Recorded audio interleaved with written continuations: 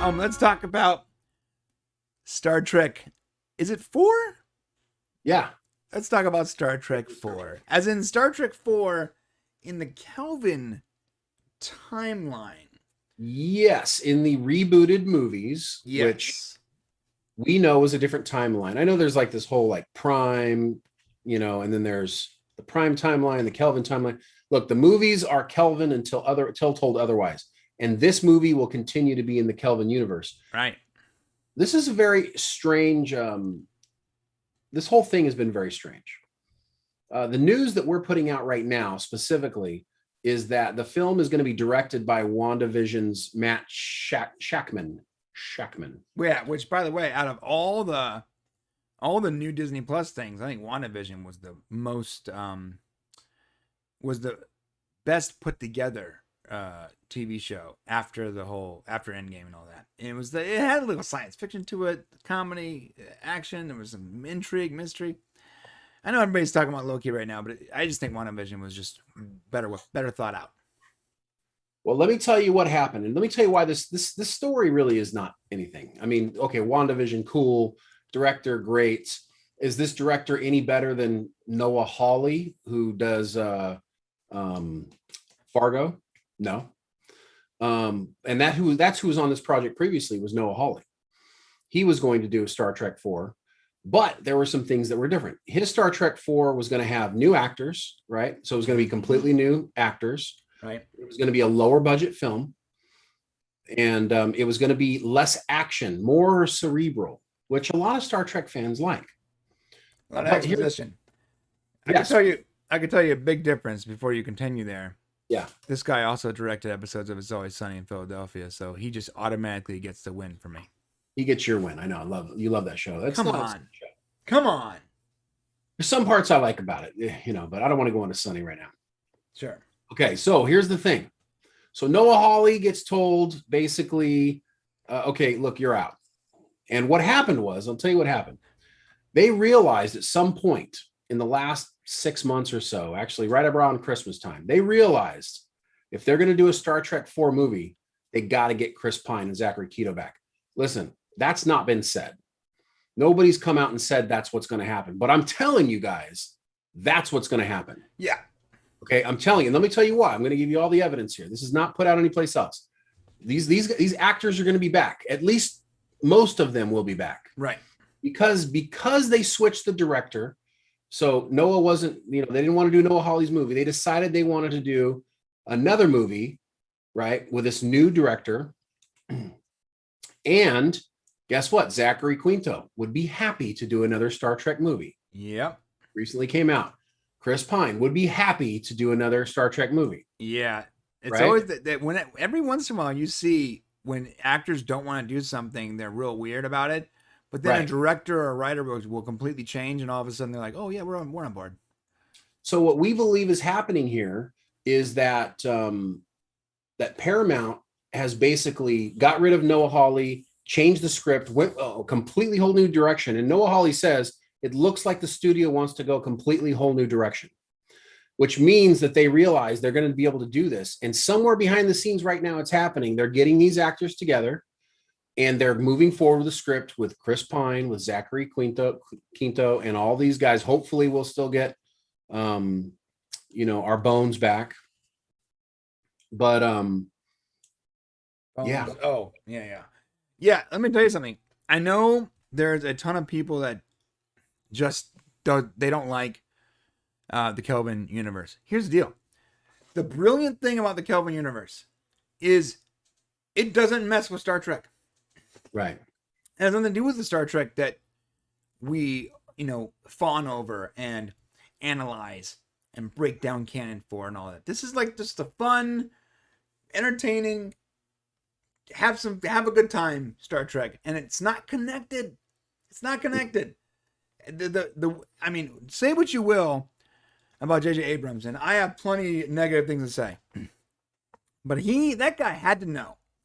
There's no way you make a Star Trek and please everybody. There's no way you reboot Star Trek and please people. So he goes, we are not going to reboot Star Trek. We are going to branch this sucker off and we'll be able to use some of the main characters by making a time travel thing that's sort of there's a time travel element that reboots, that changes history, that changes the entire direction of that universe. I think that was brilliant. Now, is everything perfect in there? No. It could have been a little more like the original series, like the normal Prime canon, and then they could have made changes from there. But regardless, this was JJ going, look, I'm not even trying to replace that. Okay, I'm trying to make a new Star Trek, and I don't even want to play with the canon of the old Star Trek. It's too much to get into. It's a 70 years of or 60 years of history. I respect that. He inadvertently did mess with canon, though. So he did. What's interesting about it is I'm a huge TOS fan. TOS is my favorite series. Right. I grew up with it. I love it. And I'll tell you right now, I love these Kelvin movies. I love them. And I'll tell you the reason why is because we get to reboot the characters, and they picked people to act in the roles that are very similar to what those original actors were. They're very believable in those roles. Yeah. To be young versions of them, even if it's not perfect. But the way he screwed up is by taking Spock and using the red matter to create the supernova or whatever to go back in time. That is part of canon. Right. Now, that is, but that's a branch timeline. Right. I mean, that's getting super meta. Look, you got to suspend a little disbelief. They're not bringing back William Shatner, 7-year-old William Shatner for this role, guys. It's not. There's no way you could. Yeah, so you have to kind of do it. This is the only way to do it because let's face it, guys. If you want in canon Star Trek, like right now, movies, what do we got to work with? No, you're not going to reboot the characters and have a young Spock, a young Kirk, because then it screws up with any possibility of doing anything with the TV shows. Right. Then you have to deal with the actual canon. Like, that's the problem. You make movies now. You're reading. People are gonna. It's a lose-lose. There's no way you do it, and even half of people are happy. You're gonna have people on both sides that are angry. You're gonna get 20% of your audience are not gonna care, and the other 80% are gonna be mad at you. The only way to do it is to take it outside the timeline. He could have avoided the red matter thing, but that was a plot device to bring back Leonard Nimoy one last time as our beloved character. See, that's the problem that I have. It's like they always want their cake and eat it too. But I'll suspend disbelief to see Leonard Nimoy one last time in that role. He passed away, 2 years after the second movie? Yeah, I mean, okay, it was cool to see him. I would have rather had him. I don't know. I didn't think it was that necessary. Maybe there were some cool moments. There were a couple things like him bringing back the picture. Yes, that was cool. All I'm saying is, if you guys suspend disbelief and maybe don't, listen. This is the Popcast. We're all about canon, but the great thing about the Kelvin movies is they're their own canon. And if you look at it that way, and you look at it as like this entertaining factor, and you don't gotta you don't gotta tie it. The only thing you really gotta worry about is make sure that the characters have the same basic sort of attitudes and mannerisms, and then from there on we're good. We can create a whole new path forward, and it doesn't play with the previous path. That's still good. Well, that's what's always been great about Star Trek movies is, we had the original series, and then the original series cast went on to make some great movies. And then we had TNG, and then TNG went on to make, a few good movies. A few good movies. I like how you changed that up.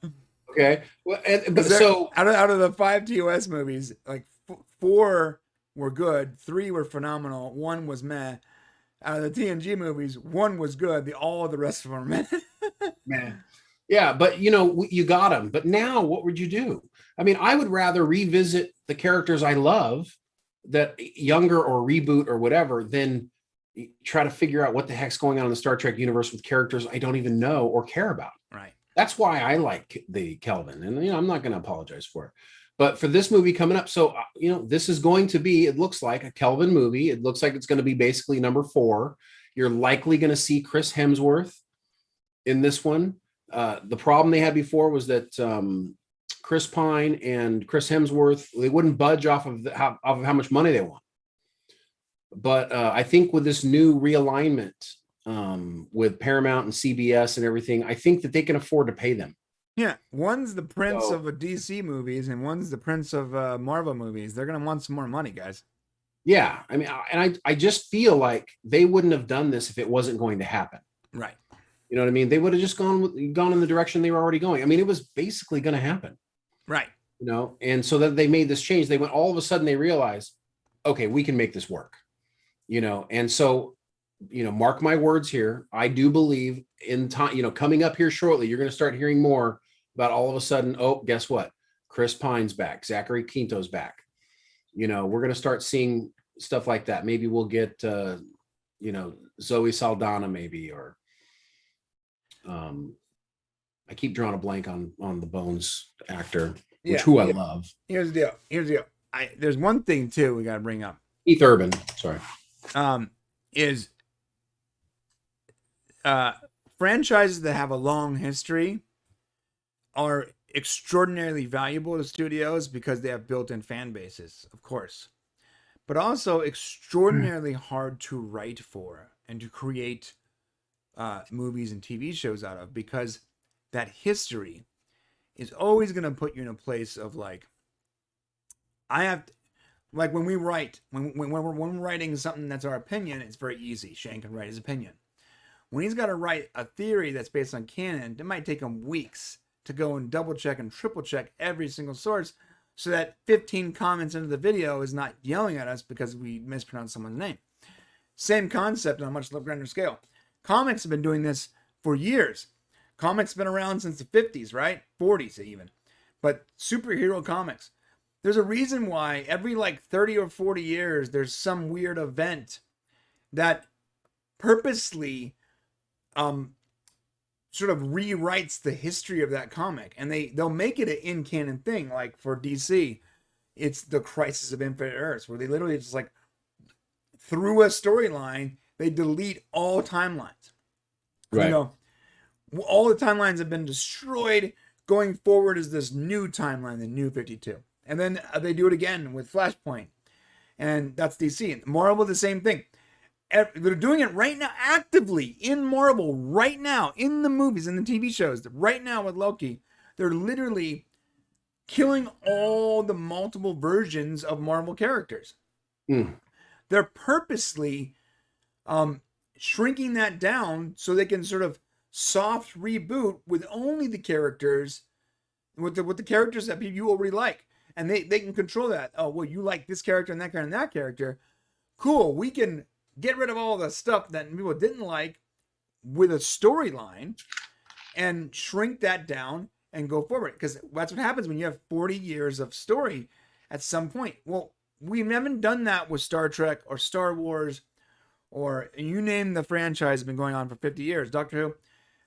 We have not, those shows have not done the same thing that comics have been doing, because comics were around for a longer time and they can release more content every week.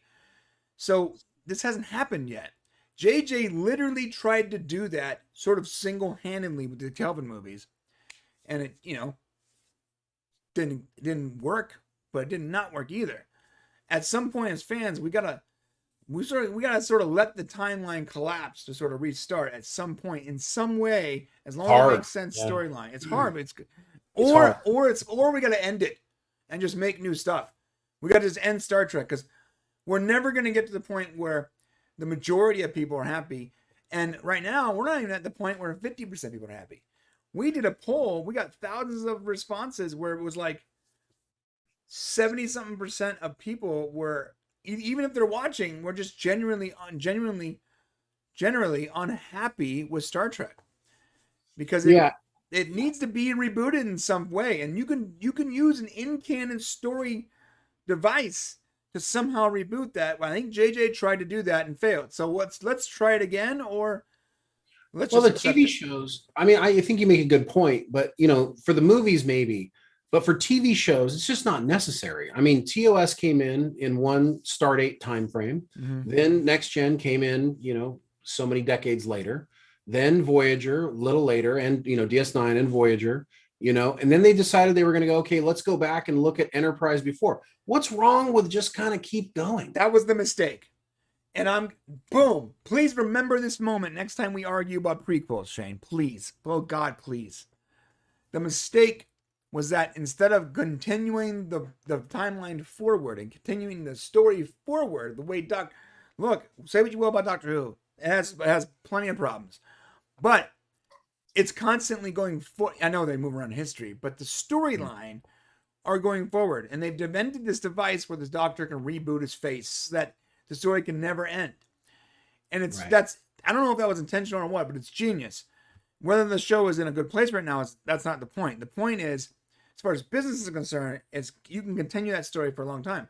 Star Trek made the mistake, and I like Enterprise, but they made the mistake of going back in time. They did not feel confident enough to continue that path forward. So they went back in time, and they tried to do like a soft reboot with Enterprise. And dude, I love Berman. He that was his mistake. If they would have continued that confident push forward, like they had for 40 or 50 years, it might be a completely different story right now. It could have been Scott Bakula and the same crew on a different ship. It didn't have to be Enterprise from the very first Enterprise. That wasn't required. It could have been Enterprise E in 100 years from now. Who cares? The reason they did it was there hadn't been a lot of that done yet. People hadn't done a lot of prequel type of things. And they felt like it had been so long since TOS that it was worth a revisit because there was a richness in that time frame that hadn't been explored. Right. So I get that. They just didn't get it right, really, until later on, maybe. Now, I think Enterprise was a good prequel. I do. I don't even think they really didn't screw up the canon at all, except for they introduced species that weren't necessary introduced, I guess. But who knows? Yeah. They could have taken species from the background of things and used those, but whatever. We've gone over these arguments, but overall, it was a decent Star Trek show, and I do enjoy it. However, because of Enterprise, they weren't the business side of it couldn't go forward. In fact, you even saw that when they finally did make another Star Trek 15 or so years later. What is it? It's literally happening after Enterprise. Discovery is taking place after Enterprise. Well, it's taking place after Enterprise and like right before Star Trek. And right before the real Star Trek. Right before it. I should not have said real Star Trek. You know what I mean? Original Star Trek. Original Star Trek. Yeah, because what if they just continued it? They had 100 years to play with. Right. And that also is a lack of confidence. Like they wanted to go to that. Something about they wanted to visit the Klingon. I think the reason why Brian Fuller decided he wanted to do that was because he wanted to visit the Klingon War, that we had. And I think he wanted to kind of do that, but they just totally messed it up. So yeah, they messed it up. All right. So we don't want to go too much into that because our video coming out this week is all about that. So sure is. Yeah. If you haven't heard Brian Fuller's name in a while, you'll want to watch the video. Oh, and boy, were my eyes opened. Please go. If you're watching this on Popcast Unleashed, please, Friday of this week, you need to go and watch that video. Strange New Worlds. And it's all about Brian Fuller, Discovery, Alex Kurtzman, and Strange New Worlds, what's happening now and what happened then. And it's when Shane sent me his essay, whatever you want to call it, the documentary he wrote, script, it was like, I was like, oh, wait a minute. I thought Brian Fuller was the good guy? Oh, you got to watch this. I'm going to stop right there. Yeah, on the Popcast Prime. Thanks for watching. Yeah, okay. To see the full conversation, become a member of the Popcast family. Use the link in the description below or go to our channel and click the join button. Select your tier and we'll see you at the next show.